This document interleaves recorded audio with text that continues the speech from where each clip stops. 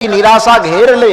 हम लोग एक भजन में गाते हैं, जब जीवन दुख से घिर जाए, कोई बात समझ में ना आवे।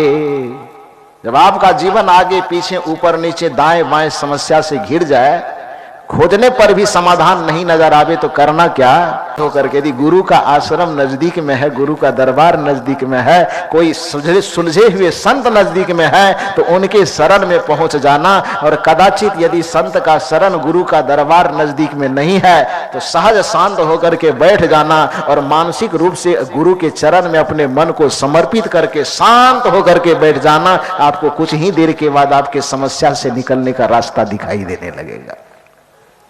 जब जीवन दुख से घिर जाए, कोई बात समझ में ना आवे, तो करके भरोसा सदगुरु पे, उनकी शरण में आ जाना, उनके शरण में आ जाना।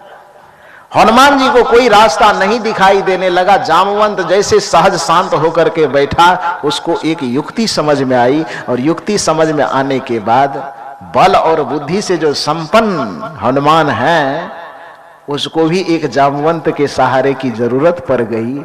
और वह जामवंत जाता है और कान में मुंह लगा करके धीरे से हनुमान जी को याद दिलाता है कि अरे आपके अंदर तो अथाह शक्ति है, आप निराश होकर के आत्महत्या करने की बात क्यों सोच रहे हैं। उसके अंदर जो सुषुप्त शक्ति थी, उसके अंदर जो सोई हुई शक्ति थी, उस शक्ति को दिशा देने का काम, उसके जंक्शन में जो वो शक्ति छिपी हुई थी, जवानी के जंक्शन पर पहुंच करके भी जो उसे अपनी शक्ति का ज्ञान नहीं था, उस शक्ति का ज्ञान करवाने के लिए जामवंत एक महबूब बन करके जाता है, जामवंत सदगुरु बन करके जाता है, और उसके कान में हनुमान जी की सोई हुई शक्ति का बोध करवाता है। जैसे ही अपनी सोई हुई शक्ति का बोध हनुमान पाता है, तो फिर आगे क्या क्या होता है वो सब आप। राम ने कदाचित यदि विश्वामित्र और वशिष्ठ से दिशा न ली होती, तो आज राम को जिस रूप में हम जान रहे हैं, मर्यादा पुरुषोत्तम के रूप में जान रहे हैं, मान रहे हैं, श्री राम का यह रूप हमें और आपको देखने के लिए नहीं मिलता।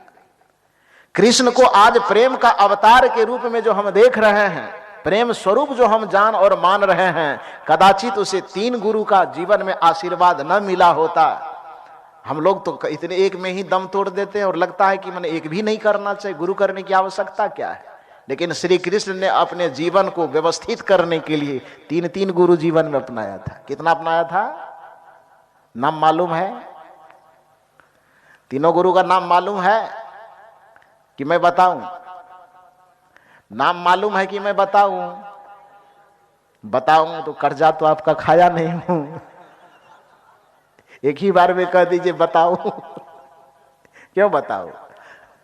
अच्छा कोई बात नहीं, बिना कर्जा का ही बता देता हूं। 3 गुरु है श्री कृष्ण जी के। प्रथम गुरु का नाम है गर्गाचार्य, जो उनके कुल गुरु है। उनके कुल में जो भी सदस्य होते आए, सबको वह दीक्षा शिक्षा दे करके आगे बढ़ाने का काम किए। उस गुरु का क्या नाम है? गर्गाचार्य। दूसरे गुरु श्री कृष्ण के हैं, जिसका नाम है महर्षि संदीपनी, जिसके पास उन्होंने शिक्षा प्राप्त किया गुरुकुल में जाकर के। और तीसरे गुरु जो जड़ जगत से हटा करके आत्मा परमात्मा का ज्ञान देने वाले, प्रपंचों से मुक्त करके, विषयों से मुक्त करके आत्म स्वरूप में स्थित करवाने वाले गुरु, आध्यात्मिक गुरु, उसका नाम था घोर अंगिरस। महर्षि अंगिरस उसका नाम था। 3 गुरु, गर्गाचार्य और संदीपनी जी का नाम तो आपको भागवत पुराण में ही मिल जाएगा। लेकिन अंगिरस का नाम यदि जानना हो, तो हमारे भारतीय सनातन परंपरा में जो उपनिषद है, उपनिषदों की संख्या तो वैसे 108 बताई जाती है, लेकिन मौलिक ये उपनिषद जो है, जिस पर रामानुजाचार्य, वल्लभाचार्य, शंकराचार्य इत्यादि विद्वानों ने अपने अपने सिद्धांत के अनुसार टिप्पणी किया है, वैसे उपनिषद हमारे यहाँ मात्र 11 है। कितना उपनिषद है? 11। गिनती 108 की होती, लेकिन मूल रूप से जो मान्यता प्राप्त उपनिषद है, जिसपे सनातन धर्म के विभिन्न आचार्यों ने मोहर मारा है कि हाँ इतना ही ठीक है, इससे ज्यादा ठीक नहीं है, ऐसे उपनिषदों की संख्या हमारे यहाँ कितनी है? 11। उस 11 उपनिषद में एक उपनिषद आता है जिसका नाम है छंदोग्य उपनिषद। क्या नाम है? छंदोग्य उपनिषद। उस छंदोग्य उपनिषद में जो चर्चा है वह चर्चा कृष्ण के गुरु और कृष्ण के बीच की ही चर्चा है। माने कृष्ण जी सवाल करते हैं, प्रश्न पूछते हैं, और उनके गुरु जी जो है अंगिरस जी, वो क्या करते हैं, उसका जवाब देते हैं। जैसे गीता में अर्जुन सवाल करता है और श्री कृष्ण उसका जवाब देते हैं, ठीक उसी प्रकार से श्री कृष्ण वहां गीता में गुरु बने हुए हैं, अर्जुन शिष्य बना हुआ है, और छंदोग्य उपनिषद में कृष्ण ही शिष्य बने हुए हैं और अंगिरस जी क्या बने हुए हैं, गुरु बने हुए। जो भी मन में भाव आता है, जो भी मन में सवाल आता है, जो भी मन में शंका आती है, वो सारी शंका अपने गुरु जी के पास वह रखते हैं और गुरु जी एक एक करके उसका जवाब देते हैं। यह चर्चा छंदोग्य उपनिषद में है। तो तीसरा गुरु की चर्चा आपको छंदोग्य उपनिषद में मिल जाएगा। तो श्री कृष्ण के 3 गुरु, कुल गुरु गर्गाचार्य, शिक्षा गुरु महर्षि संदीपनी और आध्यात्मिक गुरु घोर अंगिरस, ये 3 गुरु उसके जीवन में। राम जी के जीवन में वशिष्ठ जी और विश्वामित्र जी, ये 2 गुरु, महान गुरु उनके जीवन में।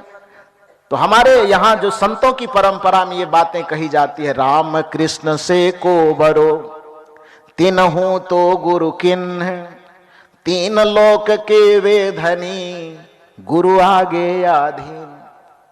तो अब कल्पना करके देखिए कि जिसे हमारे भारत की परंपरा में, सनातन परंपरा में भगवान का दर्जा प्राप्त है, अवतारी कहलाने वाले महापुरुष है, वह भी अपने जीवन को व्यवस्थित और जीवन को प्रगति करवाने के लिए जब गुरु का आधार पकड़ करके, गुरु की उंगली पकड़ करके जीवन में आगे बढ़ना चाहते हैं, तो हम और आप किस खेत के मूली हैं? हम क्यों कहना चाहते कि बिना गुरु के ही हमारा काम हो जाएगा?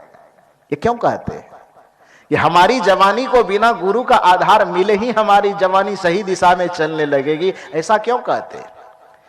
हो सकता है कि हम अपने आप को बुद्धिमान मानते हैं, बहुत बुद्धिमान है, दूसरे से बुद्धि लेने की क्या जरूरत है।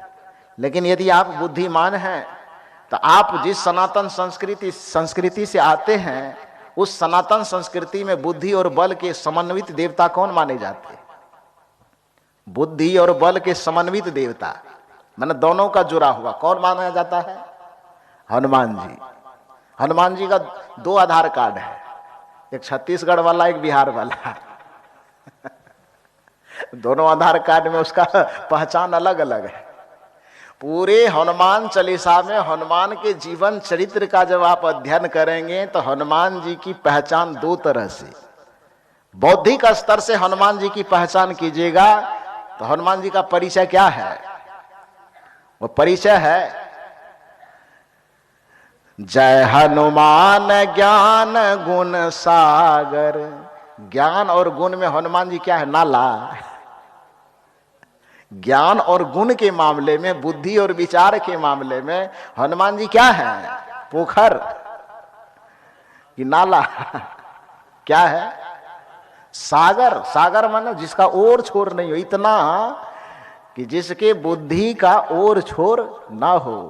हालांकि जबरदस्ती हनुमान जी को लोगों ने बंदर बना दिया, ये बड़ा दुख लगता है हनुमान जी का ये रूप देख करके। ये लोगों की एक तो या तो मानसिक विकृति होगी, जिसने उन्हें बंदर बनाया होगा। हनुमान जी को अच्छा भला देखना नहीं चाहते होंगे, उसे आदमी के रूप में रहने देना चाहिए।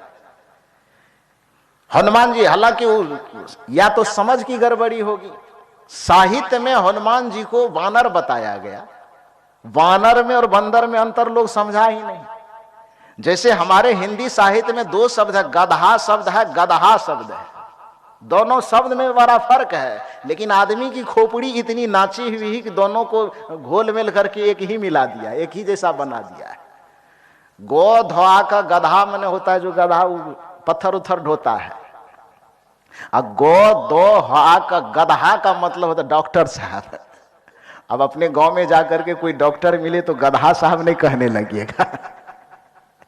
कोई डॉक्टर से इलाज करवाना, कहे गधा साहब इधर सुनिए, ये नहीं कहिए। अब हालांकि उसका रूप बदल गया है, आदमी उसका रूप बदल दिया है, लेकिन 2 शब्द का प्रचलन था, गधा, गो धोआ का, गधा मना पत्थर ढोने वाला, और गो दो हा का गधा मतलब डॉक्टर। गद मन रोग होता है हा का मतलब हरण करने वाला, जो रोग का हरण करे, जो गद का हरण करे, उसे क्या कहा जाता है? गदहा। हमने उसको क्या बना दिया? गधा और गदहा में कोई अंतर रहने ही नहीं दिया। उसी तरह से साहित्य जगत में हनुमान जी के लिए वानर शब्द प्रयुक्त था। वानर का अर्थ होता है वन में रहने वाला नर, वन में रहने वाला मनुष्य, जिसे आज आदिवासी आप कह सकते हैं, जिसको आप मूल निवासी कह सकते हैं। तो वन में रहने वाला नर, साहित्य में वाल्मीकि जी ने प्रयोग किया, हनुमान जी को वानर कहा क्योंकि वह वन में निवास करता था। तो वन में रहने वाला वीर नर होने के कारण उनको वीर वानर कहा गया। लेकिन आगे चल करके या तो कुछ चाल के कारण, कुछ षड्यंत्र के कारण, या कुछ भूल के कारण, चाहे जिस भी कारण से हो, जबरदस्ती साहित्य के पेच में फंसा करके हनुमान जी को वानर से धीरे धीरे रूपांतरित करते करते बंदर बना दिया। और बंदर बना करके पहले फोटो में बंदर का चेहरा बनाया, अब तो चौराहे चौराहे पे बंदर बना के ही उसको खड़ा करने लगा। मेरे समझ से हनुमान जी यदि कहीं से देखते होंगे ना, तो उस आदमी का गधा मार करके पेट फाड़ देगा उसको कि हम वानर थे, तुमने हमको बंदर क्यों बना दिया। इतने ज्ञान बुद्धि विवेक से संपन्न होने के बावजूद ही हमको तो बंदर का चेहरा बना दिया, बेवकूफ कहेगा। तो हनुमान जी का जो स्वरूप है, हनुमान जी की जो पहचान है, पहली पहचान बुद्धि के मामले में क्या है? जय हनुमान ज्ञान गुण सागर, जय कपीस तिहु लोक उजागर। बुद्धि के मामले में वो साधारण नहीं है, सागर है। सागर माने विशाल, जिसके ओर में और छोड़ में कोई अंतर नहीं हो। इतना ज्ञान, इतना बुद्धि, इतना विवेक उनके पास में है, हनुमान जी के पास। अब बल के मामले में, बल के मामले क्या? दूसरा आधार कार्ड क्या है उनका?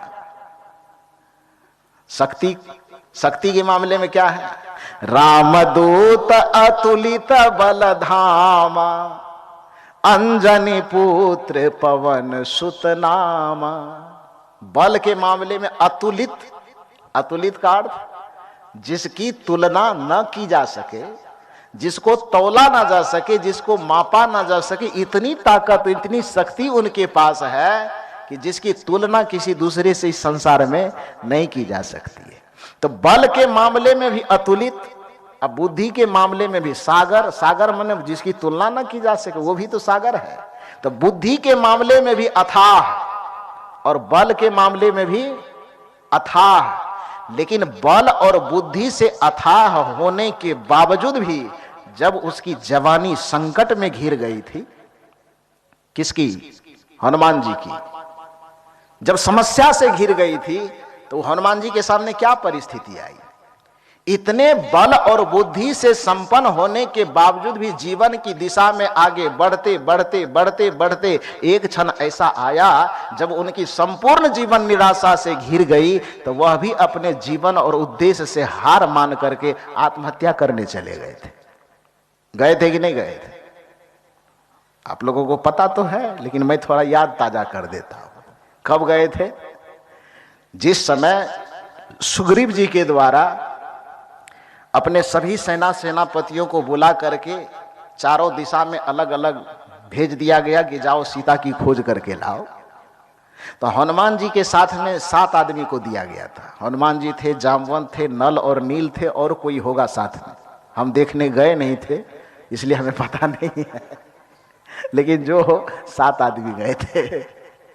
तो 7 आदमी को दिया, लेकिन चारों दिशा में भेजने के साथ सुग्रीव जी तलवार एकदम बढ़िया से धार पिजा करके चारों ग्रुप को कहा, देखो मैं भेज रहा हूं यहां से, और जा रहे हो तो उधर से जब लौटना तो सीता जी का पता लगा करके ही लौटना। यदि बिना पता लगाए लौटे तो जब तक मैं लौटोगे तब तक मैं धार बना ही रहा हूं। बिना पता लगाए लौटे तो काट करके इतना पीस बनाएंगे कि तू पनीर बनेगा कि भुजिया बनेगा यह भी सोचना मुश्किल हो जाएगा। इसलिए बिना पता लगाए मत लौटना। तो 3 दिशा में जो गया तो क्या गया, साहित्य में कहीं उसकी चर्चा नहीं है, लौट के आया कि नहीं आया वो तो जिक्र ही नहीं है उसका। लेकिन एक दिशा में दक्षिण दिशा तरफ जो गया था वो हनुमान जी वाला ही ग्रुप गया था। तो जमीन पर जहां तक जमीन थी खोजते खोजते खोजते खोजते आगे बढ़ा। आगे बढ़ते बढ़ते जब अंतिम आ गया वो समुद्र का किनारा, अब उसके बाद भारत की भूमि खत्म है, उधर फिर श्रीलंका वाला इलाका शुरू होगा। तो भारत की भूमि जब खत्म हो गई, समुद्र आ गया, तो अब हनुमान जी निराश हो गए। और निराश होकर के वह सोचते हैं कि अब क्या करूं। जमीन जहां तक थी तो किसी तरह लड़खड़ाते लड़खड़ाते भी आगे बढ़ रहे थे। अब समुद्र आ गया, अब आगे कैसे जाना है, कैसे आगे बढ़ूं। निराशा से घिर गया। और फिर वह पीछे लौटने की बात यदि सोचता है तो फिर सुग्रीव का वही तलवार उसको याद आता है। ये तो पहले कह करके भेजे हैं कि बिना पता लगाए यदि लौट करके आया तो फिर खैरियत नहीं हो, प्राण त्यागना पड़ेगा। तो इधर भी आगे जाए तो समुद्र है, डूब के मरना पड़ेगा। उधर भी लौट करके, आपके भी जीवन में कभी न कभी ऐसी समस्या आती है कि ना आगे कुछ दिखाई देता है ना पीछे कुछ दिखाई देता है। कथा केवल कथा के तरह ही मत सुनिए। कहानी जो कही जाती है उस कहानी से प्रेरक सूत्र क्या निकलता है, जीवन में प्रेरणा क्या मिलनी चाहिए, इस दृष्टिकोण से सुनिए तो कोई भी कथा आपको जीवन में एक नई दिशा, नया दशा दे देगा। हनुमान जी के सामने समस्या यह आई कि आगे देख रहा है तो समुद्र दिखाई दे रहा है, अब पीछे पलट करके देख रहा है तो सुग्रीव जी का तलवार दिखाई दे रहा है। अब करे तो करे क्या, समस्या में फंस गया। समस्या में फंस जाने के बाद मैंने हनुमान जी का परिचय क्या बताया कि बल में भी अतुलित, अब बुद्धि में भी सागर। बुद्धि और बल से इतने संपन्न होने के बावजूद भी हनुमान जी निराश हो गए कि आगे देख रहा हूं तो समुद्र, पीछे देख रहा हूं तो तलवार चमक रहा है, कहीं कुछ दिखाई नहीं देता है। आपके भी जीवन में कभी न कभी ऐसी समस्या आती है कि नहीं आती है? कभी न कभी ऐसी समस्या आती है जो आगे देखने पर भी समाधान नजर नहीं आता और पीछे देखने पर भी समाधान नजर नहीं आता। उस समय में व्यक्ति निराश होकर के, हताश होकर के मरने तक की बात सोच ले। हालांकि मरना या आत्महत्या करना किसी समस्या का समाधान नहीं है। कभी किसी को आत्महत्या के बारे में नहीं सोचना चाहिए, ये सबसे बड़ा पाप है। जीवन में कोई ऐसी समस्या नहीं है कि जिसका समाधान नहीं हो। नीतिविद ने कहा है कि आज तक इस पृथ्वी पर ऐसी कोई रात बनी ही नहीं है जो ढले नहीं और सुबह सूर्योदय न होता हो। जैसे दुनिया का कितना भी घना अंधेरा हो, आखिर ना आखिर उसको ढलना पड़ेगा और एक नया सवेरा सूरज लेकर के आएगा। उसी तरह से आपके जीवन में कितना ही कठिन समस्या क्यों ना हो, वो समस्या को ढलना है और आपके जीवन में उम्मीद का सूरज निकलेगा और आपके समस्या का समाधान हो जाएगा। इसलिए समस्या से बहुत ज्यादा मत घबराइए। हताश हो करने वाली भी समस्या आवे तो थोड़ा सहज शांत होकर के एकदम कुछ दिन शांत हो जाएगी, धीरे धीरे समाधान नजर आएगा। तो मैं कह रहा था कि हनुमान जी बड़े विचलित हुए कि लौट करके किधर जाऊं, ना आगे जा सकता ना पीछे जा सकता। तो बैठ करके चुपचाप वो अब सोचे कि निर्णय ले ले कि अब मरना है। तो कैसे मरना है, मरने का उपाय उन्होंने सोचा कि अन्न जल ग्रहण नहीं करेंगे और चुपचाप शांत होकर के बैठ जाएंगे। धीरे धीरे भूख प्यास से अपने शरीर गल जाएगा और एक दिन ऐसा आएगा कि प्राण छूट जाएगा। यह सोच करके अन्न जल त्यागने का व्रत ले करके और कुशासन बिछा करके चुपचाप शांत होकर के बैठ गया। हनुमान जी को बैठते देख करके जो बगल में जामवंत थे और साथी थे वो भी बैठ गए। उन सभी साथियों में जामवंत सबसे बुजुर्ग आदमी था, बुद्धिमान आदमी भी था, बुजुर्ग आदमी था। हनुमान जी को भी भालू बनाया गया बेचारे को। कोई भालू बंदर नहीं थे वो लोग, जबरदस्ती भालू बंदर सबको बनाया गया है। खैर वो अभी विश्लेषण का मेरा विषय नहीं है। तो जामवंत जी भी बड़े बुद्धिमान धीर गंभीर व्यक्ति थे। वो शांत होकर के बैठे। और ध्यान दीजिए, जब सहज शांत और निर्मल चित्त के साथ आप एकाग्र होकर के बैठ जाते हैं तो समस्या चाहे कितनी भी गंभीर हो उसका समाधान आपको नजर आता है। जीवन में यदि कभी